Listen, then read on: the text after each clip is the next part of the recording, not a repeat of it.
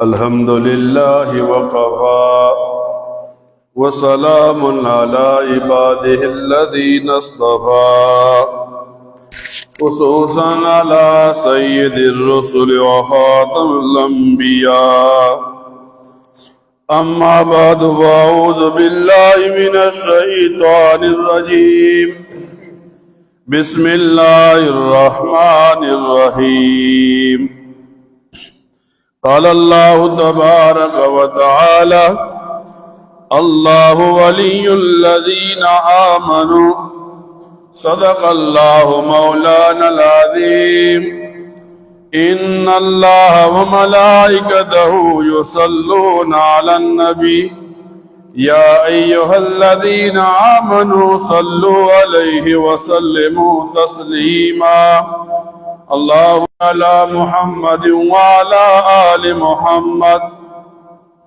كما صليت على إبراهيم وعلى آل إبراهيم إنك حميد مجيد اللهم بارك على محمد وعلى اللہ تعالیٰ ان لوگوں کو دوست رکھتا ہے جو ایمان والے لوگ ہیں۔ اب ایک آدمی ایمان لے آیا، ایمان لانے کے بعد اس کے لیے یقین ہونا چاہیے، ایمان بھی کامل ہو، یقین بھی کامل ہو تو بندہ نجات کے راستے پر چل پڑتا ہے۔ اگر ایمان میں کمزوری ہے، اگر یقین میں کمزوری ہے تو آدمی ناکام ہو جاتا ہے۔ تو مسلمان کی رہنمائی کرتے ہوئے بتایا کہ مسلمان کے لیے ایمان کا بھی کامل ہونا ضروری ہے، یقین کا بھی کامل ہونا ضروری ہے۔ یقین کب کامل ہوتا ہے؟ جب بندہ قرآن کریم کی آیات، نبی کریم صلی اللہ علیہ وسلم کی احادیث کو سنتا ہے، پھر انہیں اپنا ایمان و یقین بنا لیتا ہے۔ نبی کریم صلی اللہ علیہ وسلم فرماتے ہیں دنیا میں 5 بندے ایسے ہیں جن کی ذمہ داری اللہ کے ذمہ میں ہو جاتی ہے۔ فرمایا پہلا وہ بندہ جو اللہ کے راستے میں نکلے۔ اب ایک آدمی جہاد کے لیے نکلا، ایک آدمی دین کی دعوت دینے کے لیے نکلا، تو اس بندے کی ذمہ داری، اس کے آل و عیال، اس کے مال کی ذمہ داری اللہ کے ذمہ ہوتی ہے کہ اللہ تعالیٰ ان کا محافظ بن جائے۔ اور بعض علماء لکھتے ہیں دین سیکھنے والا، دین سکھانے والا جب گھر سے نکلتا ہے وہ بھی اس ہی زمرے میں آتا ہے۔ اور بعض علماء لکھتے ہیں ایک آدمی فریضہ ادا کرنے کے لیے، نماز کے لیے، ایک مسلمان حج کے لیے جاتا ہے، یہ بھی اللہ کی راہ میں ہوتا ہے، اس کی ذمہ داری بھی اللہ پر ہوتی ہے۔ پھر نبی کریم صلی اللہ علیہ وسلم فرماتے ہیں دوسرا وہ آدمی جو، تو یہ آدمی اللہ کی ذمہ داری میں آ جاتا ہے۔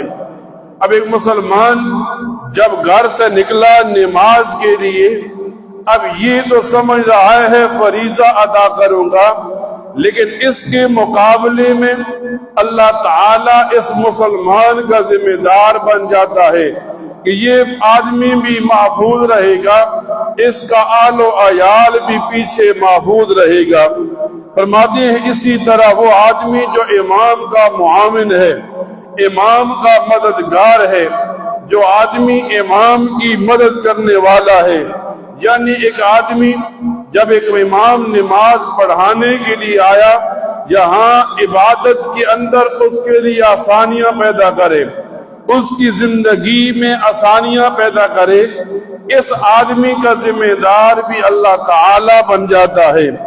پھر فرمایا پانچواں وہ آدمی جو کسی کا برا نہ چاہے، ایک مسلمان کے لیے یہ بات تو ضروری ہے کہ نبی کریم صلی اللہ علیہ وسلم فرماتے ہیں کہ کامل مومن ہونے کی نشانی یہ ہے کہ بندہ جو چیز اپنے لیے پسند کرے اپنے مسلمان بھائی کے لیے پسند کرے.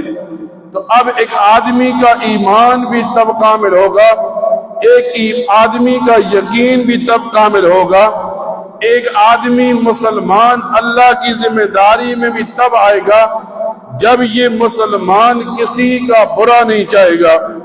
پھر نبی کریم صلی اللہ علیہ وسلم فرماتے ہیں کہ 5 کام دنیا میں، 4 کام ایسے ہیں جن کا جلدی کرنا مسلمان کے لیے لازمی ہے. فرمایا سب سے پہلے نماز پڑھنا. ایک جیسے ہی اذان کا وقت ہوا، اذان ہو گئی، اب مسلمان کے دل و دماغ میں ہو کس وقت میں جاؤں گا اس فریضے کو ادا کروں گا.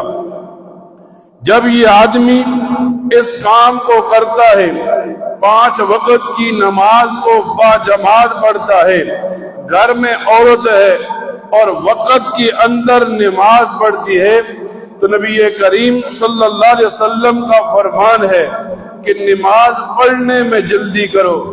نماز پڑھنا یہ نہیں کہ ایک آدمی جلدی جلدی نماز پڑھ لے، بلکہ یہ کہ نماز یوں پڑھ لو تاکہ نماز کا وقت نہ نکل جائے. پھر نبی کریم صلی اللہ علیہ وسلم فرماتے ہیں مہمان کی مہمان نوازی کرنے میں جلدی کرو.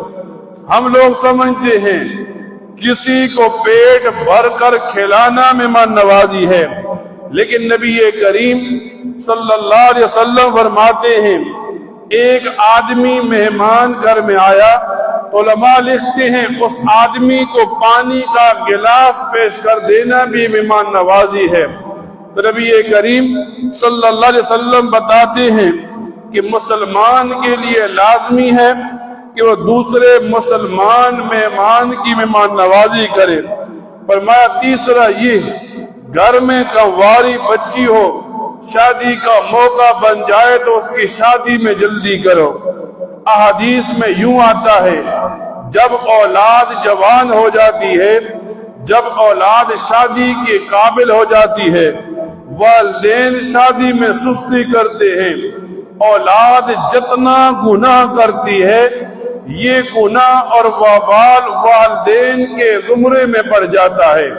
تو فرمایا جہاں اپنی اولاد کی تربیت اچھی کرنی ہے وہاں شریعت کے اصولوں کو اپنا کر اپنی اولاد کو گناہوں سے بھی بچانا ہے. پھر فرمایا توبہ کرنے میں جلدی کرو. ایک مسلمان تو یوں چاہیے جس وقت ہو جیسے ہو ہر وقت زبان سے استغفار اور توبہ کرے. جب ایک مسلمان توبہ استغفار میں لگ گیا، اب اسے نہیں پتا موت کب آنی ہے اور موت کا وقت ہو، اس کی زبان پر توبہ کے الفاظ ہوں، یہ آدمی دنیا سے جائے گا تو خوش نصیبی کی علامت بن کر جائے گا. پھر نبی کریم صلی اللہ علیہ وسلم فرماتے ہیں اللہ تعالی دنیا کے اندر 4 آنکھوں پر جہنم کی آگ کو حرام کر دیتے ہیں. فرمایا پہلی وہ آنکھ ہے جو اللہ کے راہ میں ضائع ہو. ایک آدمی جہاد کے لیے گیا، ایک آدمی دین کے کام کے لیے اللہ کی راہ میں نکلا اور اس کی وہ آنکھ ضائع ہو گئی. اب نبی کریم صلی اللہ علیہ وسلم فرماتے ہیں اس ضائع ہونے والی آنکھ پر جہنم حرام کر دی جاتی ہے. پھر نبی کریم صلی اللہ علیہ وسلم فرماتے ہیں اللہ کی راہ میں جاگنے والی، کہ ایک آدمی جہاد میں ہے، جاگ رہا ہے، پہرا دے رہا ہے. ایک آدمی دین کی دعوت دینے کے لیے گیا، رات کو جاگ رہا ہے. ایک آدمی اللہ کی عبادت کرنے کے لیے کھڑا ہوا اور جاگ رہا ہے. ایک آدمی تہجد پڑھ رہا ہے اور جاگ رہا ہے. ایک آدمی قرآن کریم کی تلاوت کرتے ہوئے جاگ رہا ہے. فرمایا یہ جتنی آنکھیں رات کے وقت جاگ رہی ہیں تو نبی کریم صلی اللہ علیہ وسلم فرماتے ہیں ان آنکھوں پر جہنم کی آگ کو حرام کر دیا۔ پھر فرمایا تیسری وہ آنکھ ہے جو اللہ کے خوف سے رونے لگتی ہے۔ احادیث میں یوں آتا ہے جب ایک مسلمان کی آنکھ سے اللہ کے خوف سے آنسو بہنے لگتا ہے، یہ آنسو زمین پر بعد میں گرتا ہے اور پہلے اللہ کے ہاں قبول ہو جاتا ہے۔ فرمایا اسی طرح غیر محرم سے رکنے والی کہ جسے شریعت نے حرام کر دیا، اب یہ مسلمان اس کی طرف آنکھ نہ اٹھائے۔ غیر محرم کو دیکھنے میں لذت تو ضرور ملتی ہے، لیکن جب بندہ آنکھ سے دیکھتا ہے، ذہن میں سوچتا ہے، دل و دماغ میں بات بیٹھ جاتی ہے، پھر یہ آدمی اس مقام پر کھڑا ہو جاتا ہے جہاں اس کے لیے جہنم میں جانا آسان ہو جاتا ہے، اس کے لیے جنت میں جانا مشکل بن جاتا ہے۔ اب ایک مسلمان ایک معاشرے میں رہتا ہے تو نبی کریم صلی اللہ علیہ وسلم فرماتے ہیں کہ ایک آدمی اگر اس دنیا میں رہتا ہے، 4 قسم کے لوگوں سے دور رہے، 4 قسم کے لوگوں سے دوستی نہ کرے۔ قرآن کریم میں اللہ تعالی پہلے کے بارے میں بتاتے ہیں لا يتخذ المؤمنون الکافرین اولیاء من دون المؤمنین، کہ ایک مومن کسی کافر کو دوست نہ بنائے۔ لوگ سمجھتے ہیں اس میں قباحت کوئی نہیں کسی کافر کے ساتھ دوستی کرنا۔ علماء کتابوں میں لکھتے ہیں آدمی گندگی کے پاس بیٹھتا ہے تو طبیعت میں پہلے برائی ہوتی ہے، لیکن چند دن مستقل بندہ گندگی کے پاس بیٹھے، پھر اس گندگی کی جو نحوست دل و دماغ میں ہوتی ہے وہ کم ہو جاتی ہے۔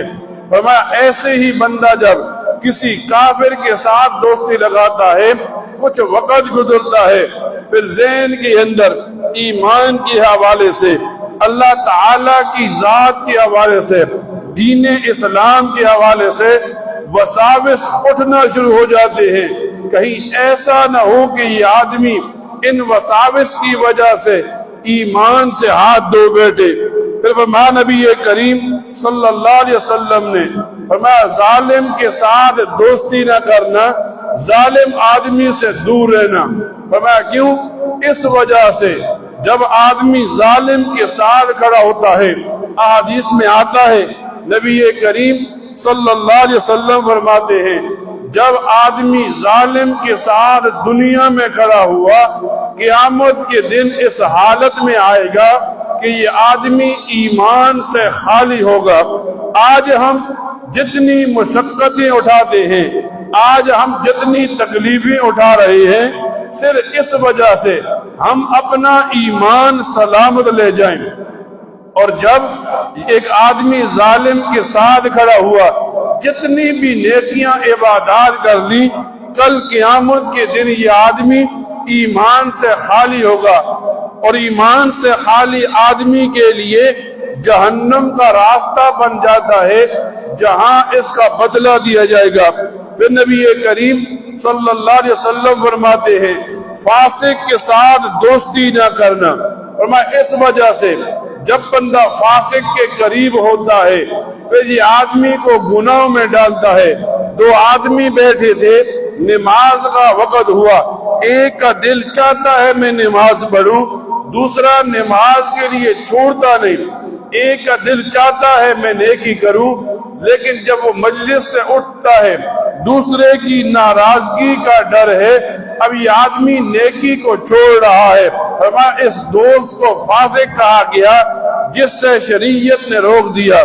پھر نبی کریم صلی اللہ علیہ وسلم فرماتے ہیں فرمایا بدعتی سے دور رہنا۔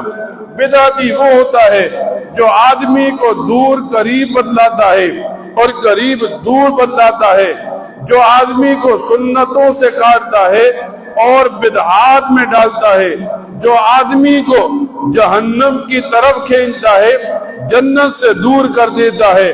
پھر آدمی اپنے دل و دماغ میں بٹھاتا ہے شریعت کو ایک سائڈ پر رکھ دو، دنیا کے رسم و رواج کو اپنا لو۔ شریعت کو اگر اپناتا ہوں پھر میری غمی اور خوشی کیسے ہوگی؟ فرمایا اس کے بعد یہ مسلمان کیا کرتا ہے؟ ان بدعات کی وجہ سے سنتوں کا قاتل بن جاتا ہے۔ فرمایا اس وجہ سے نبی کریم صلی اللہ علیہ وسلم کی احادیث پڑھنے کے بعد یوں علماء لکھتے ہیں، فرمایا جس آدمی نے آخرت کے لیے عمل کیا دنیا اس کے لیے کافی ہو جاتی ہے۔ جو آدمی تھوڑی سی دنیا پر راضی ہو گیا آخرت میں اللہ اس سے راضی ہو جائے گا۔ یعنی علماء یوں لکھتے ہیں ہم دنیا کے لیے تیاری کریں جتنا دنیا میں رہنا ہے، اور ہم آخرت کے لیے تیاری کریں جتنا آخرت میں رہنا ہے۔ اب علماء لکھتے ہیں جب ہم آخرت کی تیاری میں لگ جائیں گے تو دنیا کے اندر رہنے کے باوجود ہماری آخرت کے لیے اللہ کافی ہوتا جائے گا۔ اور دوسرا یہ کہ جس آدمی نے چھپ کر اللہ کے ساتھ نیکی کا معاملہ کیا اللہ اس کے نیکی کو ظاہر کر دیں گے۔ یوں آتا ہے احادیث میں نبی کریم صلی اللہ علیہ وسلم فرماتے ہیں آدمی چھپ کر نیکی کرتا ہے اللہ نور کی چادر پہنا دیتے ہیں، اور اس کے بدلے میں یہ ہوتا ہے لوگوں کو پتہ چل جاتا ہے یہ نیکی کرنے والا ہے، اور آدمی گناہ کرتا ہے اللہ اسے تاریکی کی چادر پہنا دیتے ہیں۔ اب یہ گناہ تو چھپ کر کر رہا ہے اور لوگوں کے سامنے اس کا گناہ ظاہر ہوتا چلا جاتا ہے۔ پھر فرماتے ہیں جو بندہ اپنا اور اللہ کے درمیان تعلق کی اصلاح کرتا ہے، اپنے اور اللہ کے درمیان تعلق کو ٹھیک کرتا ہے، اللہ تعالیٰ اس بندے کی اور لوگوں کے درمیان تعلق اور محبتوں کو ٹھیک کر دیتا ہے۔